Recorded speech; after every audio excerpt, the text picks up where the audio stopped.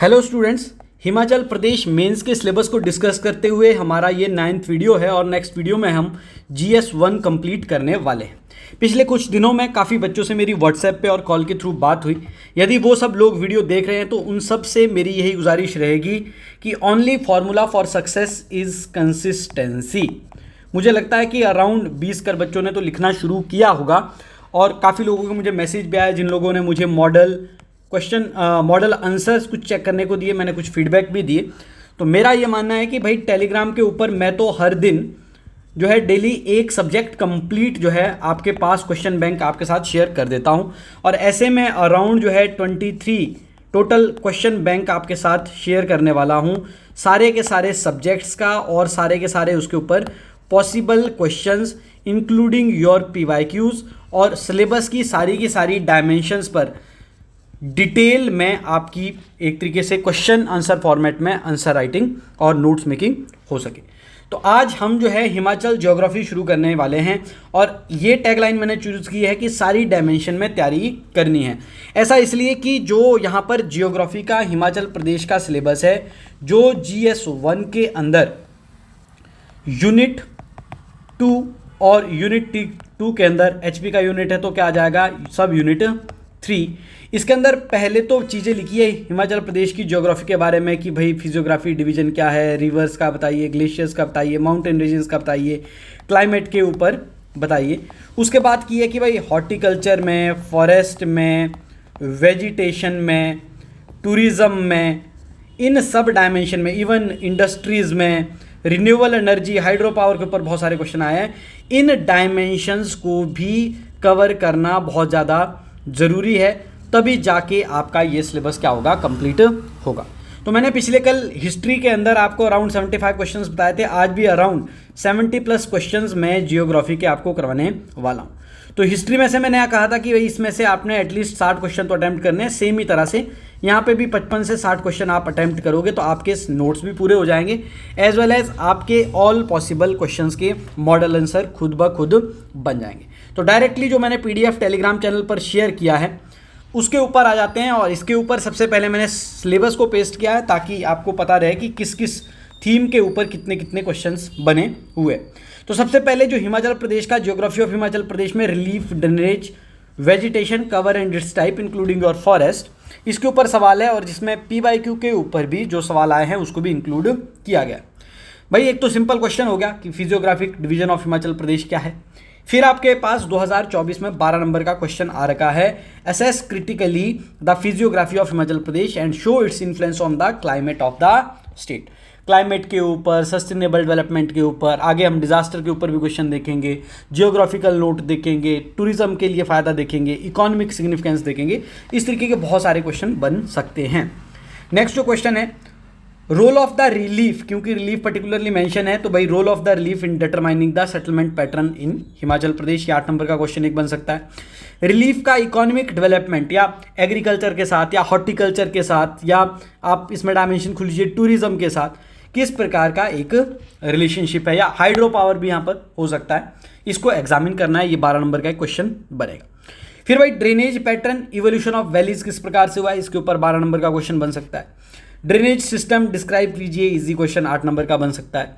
Compare the Himalayan trans Himalayan rivers, ये 8 नंबर का क्वेश्चन एक बन सकता है। Then is your economic significance, ये 12 नंबर का बहुत अच्छा क्वेश्चन बन सकता है क्योंकि रिवर से हमारे पास हाइड्रो पावर, रिवर से हमारे पास एग्रीकल्चर, रिवर से हमारे पास हॉर्टिकल्चर, टूरिज्म, ये सब चीज़ें रिवर के ऊपर ही हमारी डिपेंडेंट है। देन आपके पास challenges in sustainable management of river sources, इस तरीके का क्वेश्चन बन सकता है। और फिर कुछ PYQ हाइड्रो पावर के ऊपर स्पेसिफिकली बने हुए हैं। देखिए 2018 में क्वेश्चन आया है, मेजर प्रॉब्लम एंड प्रोस्पेक्ट्स। फिर आपके पास 2021 में क्वेश्चन आया potential its development and significance.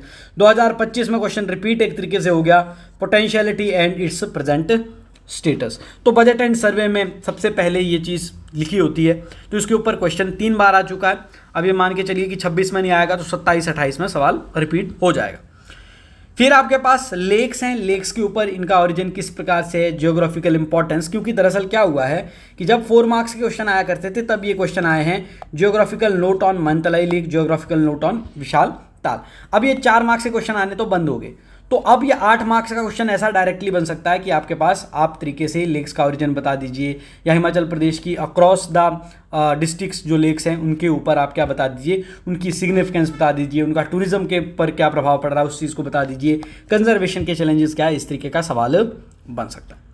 Next आपके पास ग्लेशियर, तो ग्लेशियर्स के साथ साथ वैलीज, फिर आपके पास glacier retreat and water resources की challenges, role of glacier in sustaining river system, strategic importance of mountain passes, जैसे इस साल शिपकिला से ट्रेड शुरू हो गया है, या फिर आपके पास जो पासिस है वो एडवेंचर टूरिज्म के लिए बहुत इंपॉर्टेंट है, इस तरीके के यहाँ पर सवाल बन सकते हैं।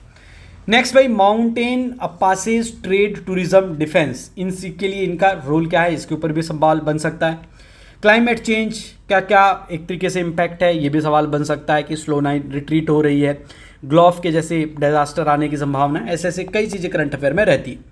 फिर भाई वेजिटेशन, नेक्स्ट यहाँ पर थीम लिखा हुआ है सिलेबस में, सॉरी ये वेजिटेशन यहाँ पर एक थीम है, फिर नेक्स्ट थीम है क्लाइमेट एंड क्लाइमेट जोन्स, तो इसके ऊपर भी स्पेसिफिकली सवाल बने। पहले वेजिटेशन के सवाल देख लेते हैं।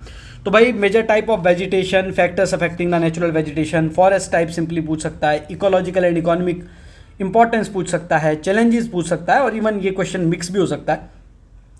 Climatic zones, then your influence factors that influence the climate, impact of climate on agriculture, horticulture, tourism भी आ सकता है।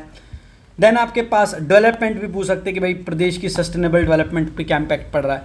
फिर आपके पास physical characteristics of Shivalik region, तो अब ये नेक्स्ट यहाँ पर अपना थीम शुरू हो गया, that is your geographical regions, Shivalik, Doons, lower valleys, outer Himalayas, mid hill tracts, high hills, valleys, इनके ऊपर सवाल बन सकते हैं। Till the another part that is your human geography वाला पार्ट। और इवन यहाँ पर देखो इकोनॉमी एंड इट्स लाइफ का भी थोड़ा सा इन्फ्लुएंस है कि फॉरेस्ट के ऊपर, इंडस्ट्रीज के ऊपर, टूरिज्म के ऊपर। हालांकि GS3 में भी सेम तरह के क्वेश्चन आते हैं, पर यहाँ पर पेपर 1 में भी सवाल आए हैं, PYQ की मदद से हम देखेंगे कि इसको GS3 as well as GS1 के लिए, दोनों के लिए तैयार करना होता है। तो भाई जियोग्राफिकल रीजन से शुरू करते हैं। जियोग्राफिकल रीजन्स के ऊपर सबसे पहले हमारा सवाल बन गया शिवालिक के ऊपर, फिर दून एंड लोअर वैलीज के ऊपर, फिर डेवलपमेंट इश्यूज ऑफ शिवालिक, फिर आपके पास टोपोग्राफी एंड अल्टीट्यूड जो है किस प्रकार से जियोग्राफिकल रिवीजन के बेसिस पर क्या करता है, इनको क्लासीफाई किया जा सकता है। फिर आपके पास आउटर वैलीज की करेक्टरिस्टिक्स, उसकी सिग्निफिकेंस इकट्ठा आ जाएगा तो 12 नंबर में सवाल बन जाएगा। फिर geographical characteristics of mid hill zone, फिर इसमें हॉर्टिकल्चर इकट्ठा आ जाएगा तो 12 नंबर का सवाल बन जाएगा। फिर जियोग्राफिकल एसे पूरा का पूरा लेसर हिमालयन जोन के ऊपर, ऐसा 2023 में 8 नंबर का सवाल आया था। तो आउटर वैलीज के ऊपर भी आ सकता है, मिड हिल रीजन के ऊपर भी संभावित सवाल भविष्य में आ सकता है। Geographical physical feature of inner Himalayan region, geographical importance of tribal areas, फिर आपके पास opportunity and constraints in the development of high Himalayan region, इस तरीके का सवाल आगे आने के लिए पॉसिबिलिटी बनेगी। फिर आपके पास आ गया जी ह्यूमन एस्पेक्ट वाला पार्ट। सबसे पहले आ गया डेमोग्राफिक कैरेक्टरिस्टिक्स, फिर आ गया अनइवन पॉपुलेशन डिस्ट्रीब्यूशन, कहीं पे ज़्यादा पॉपुलेशन डेंसिटी है, कहीं पे बिल्कुल ही कम है, लाहौल स्पीति, किन्नौर ट्राइबल एरिया में बहुत ज़्यादा कम है, उन्ना, हमीरपुर, सोलन, इन एरिया में बहुत ज़्यादा पॉपुलेशन डेंसिटी। इन सब के कारण फिर किस तरीके का सेटलमेंट है, क्या क्या वहाँ पर रिसोर्सेज उपलब्ध है, उन सब का क्योंकि प्रभाव पड़ता है, तो यहाँ पर क्या है, अनइवन पॉपुलेशन डिस्ट्रीब्यूशन है। पैटर्न ऑफ अर्बनाइजेशन, तो भारत के अंदर हिमाचल प्रदेश है जिसकी सबसे, मेरे को लगता है कि सबसे कम अर्बनाइजेशन है, 10.3% के आसपास। चैलेंजेस क्या है अभी अर्बन ग्रोथ की, कि भाई बहुत ज़्यादा डिजास्टर प्रोन रीजन हो चुका है, लैंडस्लाइड्स बहुत ज़्यादा आ रहे हैं, स्मार्ट सिटीज़ नहीं, वहाँ पर बहुत ज़्यादा क्या हो चुका है, कैओस हो चुका है। कॉजेज ऑफ लैंडस्लाइड सबसे ज़्यादा एक चैलेंज रहता है। डिजास्टर वल्नरेबिलिटी प्रोफाइल, तो डिजास्टर के ऊपर भी सवाल आने की संभावना हो सकती है। डिजास्टर रेजिलिएंट इंफ्रास्ट्रक्चर कैसे बनाना है। फिर आपके पास, क्योंकि अब नेक्स्ट टॉपिक में फॉरेस्ट मेंशन था, तो forest community participation forest conservation के लिए कैसे इस्तेमाल हो सकती है, गवर्नमेंट की क्या स्कीम्स है कि गवर्नमेंट कम्युनिटी पार्टिसिपेशन को बढ़ाया जाए फॉरेस्ट की कंजर्वेशन को लेके। फिर आपके पास इंडस्ट्रियल लोकेशन के क्या फैक्टर्स है, स्कोप ऑफ फ्यूचर इंडस्ट्रियलाइजेशन क्या है, contribution of industries employment generation क्या है, ये सब डाटा आपके पास बजट एंड सर्वे में होता है। हम इसको जनरली GS3 के लिए तैयार करते हैं, बट GS1 में भी सवाल आने की संभावना पूरी बनती है। Next, industrial development hill state की क्या चैलेंजेस है, क्या इसके लिए सॉल्यूशन हो सकते हैं।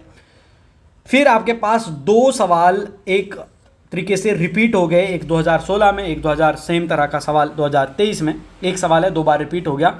विच are the main industrial area और in Himachal Pradesh and which are the major industries in them. That means वो ये पूछ रहा था कि उन इंडस्ट्रियल एरियाज में, तो अगर आप इंडस्ट्रीज वाला चैप्टर पढ़ोगे बजट एंड सर्वे के अंदर, उसके अंदर स्पेसिफिकली लिखा है कि कौन कौन सी डिस्ट्रिक्ट में कौन कौन से सेक्टर्स जो है डोमिनेंट है कौन कौन सी इंडस्ट्रीज को लेकर। देन आपके पास ये क्वेश्चन क्योंकि रिपीट हो गया था तो ये 2 बार यहाँ पर मेंशन किया हुआ है, 2 बार रिपीट हुआ है ये क्वेश्चन। फिर आपके पास अपना geographical basis for the tourism development, eco tourism, challenges of tourism, role of tourism in employment generation, same तरह के सारे सवाल है, सेम तरह के थीम वापस यहाँ पर रिपीट होंगे। और PYQ में क्वेश्चन है कि cultural tourism is the tool of socio economic development, ये 8 नंबर में पूछा था।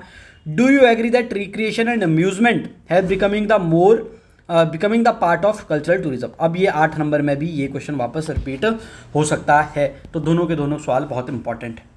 2020 में ये शायद 20 नंबर का सवाल आया था, मैंने इसको 12 नंबर में मेंशन कर लिया है।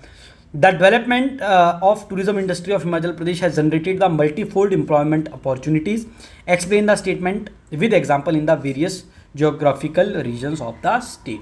तो देखो ये जो क्वेश्चन है ये सब मैंने तोड़ कर 3 क्वेश्चन यहाँ पर ऑलरेडी बना लिए हैं, तो ये आपका तैयार हो गया तो डेफिनेटली ये तो सवाल तैयार हो गया। तभी मैं कहता हूँ कि अराउंड 75 प्लस क्वेश्चन है, इसको आप 50 भी अटैम्प्ट करोगे, 55 भी अटैम्प्ट करोगे, आपकी तैयारी यहाँ पर पूरी हो जाएगी। 2025 में एक नई डायमेंशन खोल ली, green tourism for sustainable development, तो दोनों कीवर्ड यूज करके यहाँ पर टूरिज्म के ऊपर क्वेश्चन बना लिया। और कौन से पॉसिबल सवाल है, तो फिर हॉर्टिकल्चर के ऊपर यहाँ पर सवाल बन सकता है कि ज्योग्राफिकल फैक्टर्स क्या है, रोल क्या है हॉर्टिकल्चर का रूरल डेवलपमेंट में, सुटेबल एग्जाम्पल के साथ ये बताइए कि हॉर्टिकल्चर डेवलपमेंट में क्या हर्डल्स है, ऐसा सवाल 2019 में 8 नंबर में पूछा जा चुका है।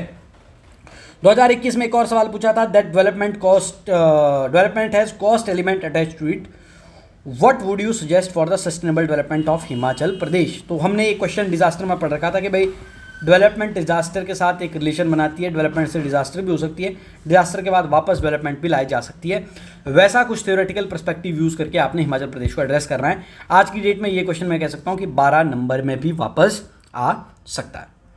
तो इस तरीके से हमने ज्योग्राफी के लिए जो मैं आपके लिए बात कह रहा हूँ कि ज्योग्राफी को आपने सभी डायमेंशंस में कवर करना है। जिस प्रकार से इंडिया की ज्योग्राफी है, ह्यूमन ज्योग्राफी है, इकोनॉमी एंड इट्स लाइफ है आपका GS वाला ज्योग्राफी सेक्शन में, वैसे ही HP वाले ज्योग्राफी सेक्शन में आपको सारी डायमेंशंस कवर करनी पड़ेगी। यहाँ तक आप वीडियो देख रहे हैं, धन्यवाद। इसको शेयर कीजिए और आंसर राइटिंग शुरू कीजिए। जब तक आपका प्रीलिम्स की नोटिफिकेशन नहीं आ जाती तब तक रोज़ के कम से कम 10 सवाल लिखिए। Thank you so much.